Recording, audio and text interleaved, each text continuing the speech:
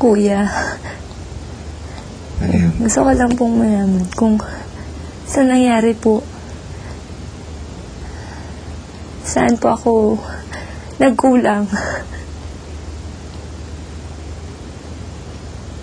Saan po ako nagkulang? Or, better yet, saan po ako nagkamali?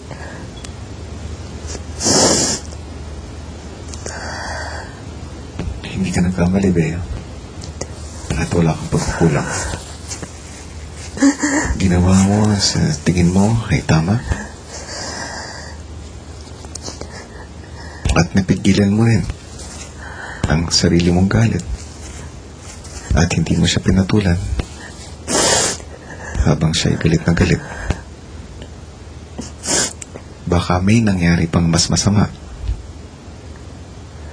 kung sinabayan mo ang galit niya. Kaya't kinailangan ko na kayong pag-usapin at i-resolve ang sitwasyon.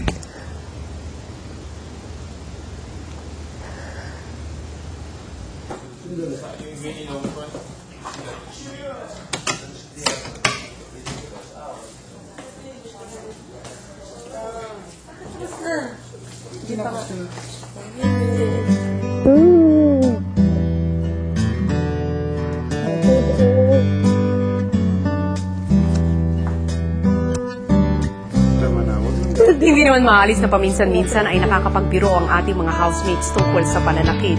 At isinasaalang-alang din ni Kuya ang sitwasyon kung kailan binibitawan ang mga birong ito. Sa kaso ni Mary Chris, ang bantang ibinigay niya kay Beatrice ay hindi bunsod ng katuwaan o biruan. Nasabi niya ito dahil sa pagkagalit at pagkainis.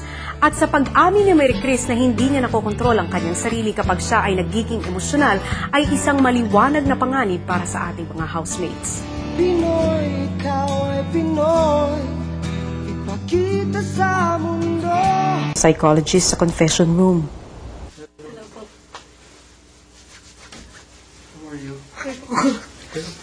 Ang ibang mga housemates hindi pa rin matanggap ang balita. Gusto kong sumigaw.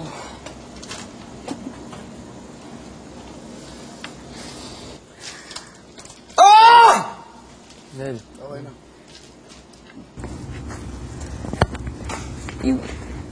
Yung love, concern na ipinakita ko sa kanya.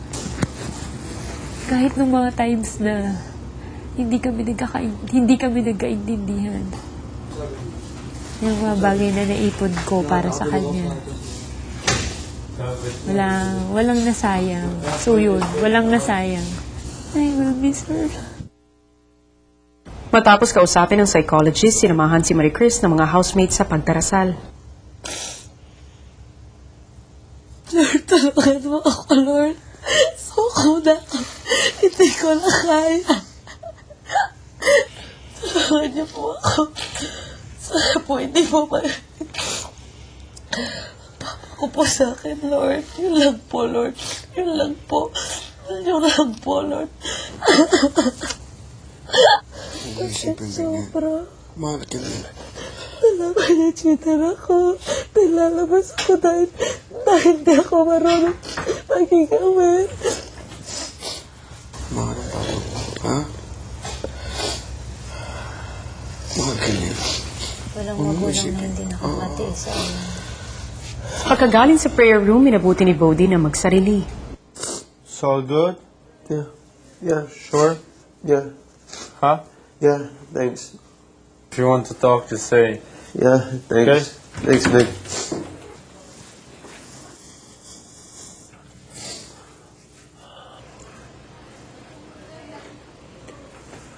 Okay. No. Yeah, just thinking. Harder? Yeah. Sure. Sure. Yeah, thanks. Hindi pa rin mapakali si Bodhi kaya't kinausap na niya si Mary Chris. Take it to soup. Spain. Aray. Figure out ang Hindi, what if kailangan tayo pag-usap? Aray ko. Usap na. Ano ba? Basta naman yun. Yan mag-isip-isip, Chris, ha? Ako pa. Huwag mo isipin na wala kang ginawa maganda rito. What if kung totoo? What if hindi? Hindi, biro lang. Hindi, for real talaga.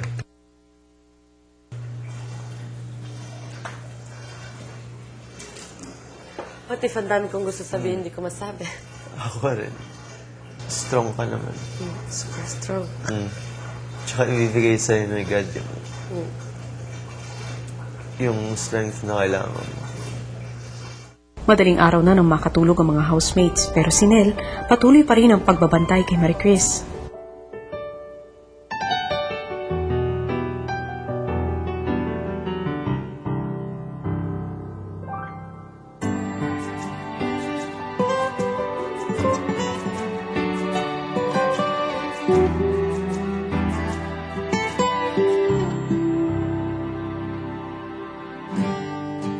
Lalabas man ng bahay si Marie Chris ay baon naman niya ang mga alaala at aral na magagamit niya sa pagpapatuloy ng kanyang buhay sa labas ng bahay.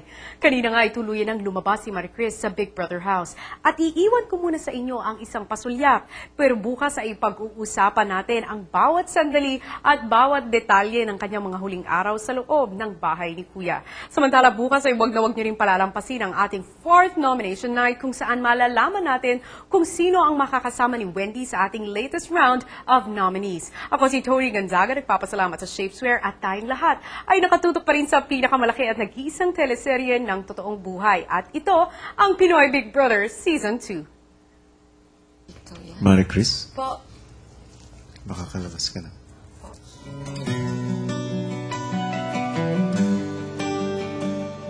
Nandito.